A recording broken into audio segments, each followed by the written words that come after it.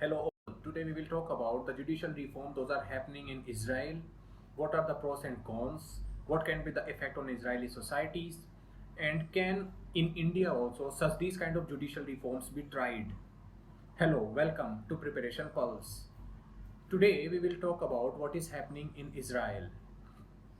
Israel is implementing few of the judicial reforms. Principally among them is they are trying to make it possible that legislature of Israel decide who will be the judges of the judiciary. Number two, whatever the Supreme Court decide about a particular act or policy can be overturned by the legislature of Israel by a simple majority. And number third, the Supreme Court cannot decide on the unreasonableness of any government policy or minister's action. The third policy called Supreme Court cannot decide about the unreasonableness of particular policy or minister's action in Israel. The bill for that has been passed by Knesset. You see, Knesset is Israel's unicameral legislature, means there is only one house in Israel, while there are bicameral legislature principally among India like Lok Sabha and Rajya Sabha. In Israel there is only one called Knesset. So in Knesset the bill has been passed yesterday about the ability of the judiciary or curtailing the ability of the judiciary to particularly hold a policy as an unreasonable policy. So the Knesset has passed this legislation. This is one of the part of an overall judicial reform that the Israel's ruling party is planning. That is why there are protests across Israel happening, and there are few more protests actually which are basically historical in nature. From the government workers to Air Force workers to wartime heroes to doctors to teachers to reserve force, etc. They are all up in protest in Israel. They are all on the streets along with the opposition parties. They are saying that with the passing of this legislation, basically the ruling party is trying to serve two purposes. It is weakening judiciary and making it subservient to the legislature. And number two is there are certain elements in the ruling factions who are having corruption charges, including their prime minister, and that is why they want to pass few of the bills where they can be immunized. The opposition is saying that this is an attack on the judiciary, and this is basically from that it is an attack on the democracy. So the laws have been passed. Now we will talk about why the ruling party says that these were necessary. Because in the judiciary, Israel is basically a multi-party state. In multi-party governance, there are few political parties which are having all those interests which are basically antagonistic to each other.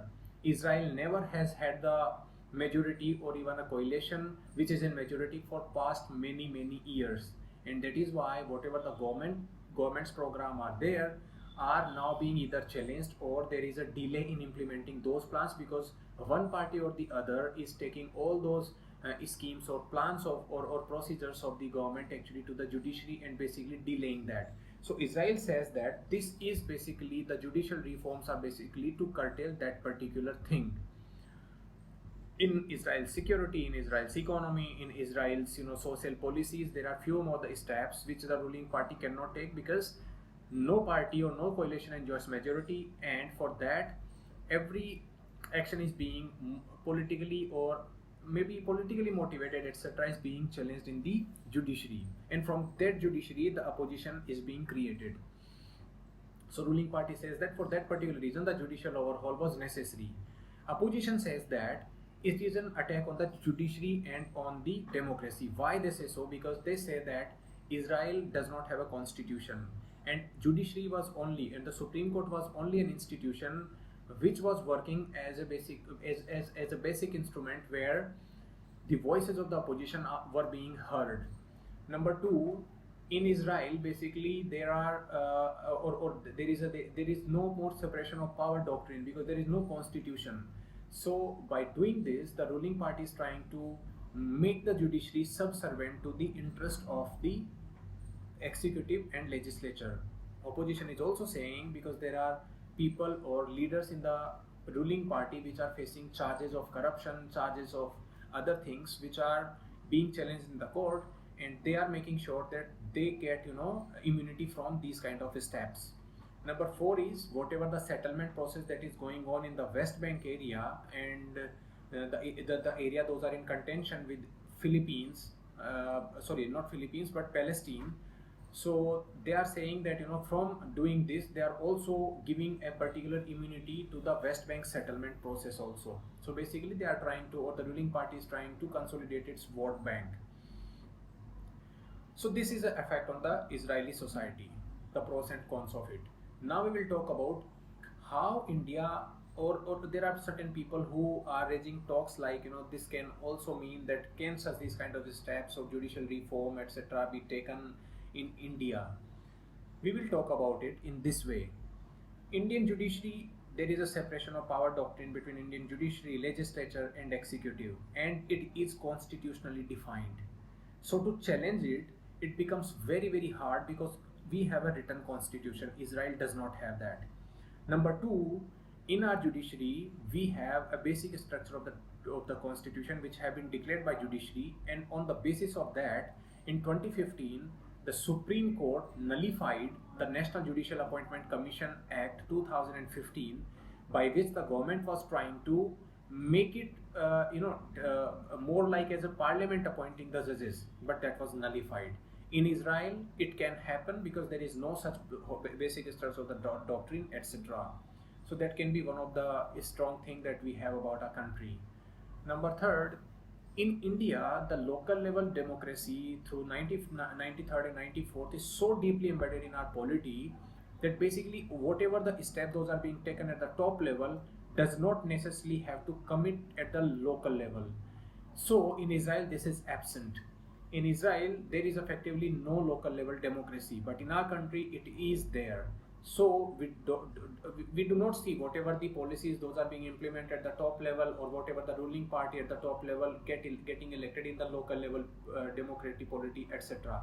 So there can be fierce protest against any kind of government perceived interest in these kind of affairs also. Number 4, Israel is basically a one parliament house, and India is a 2-chamber house. In India has a Lok Sabha and Rajya Sabha, while Israel only has Knesset, which is a directly elected house.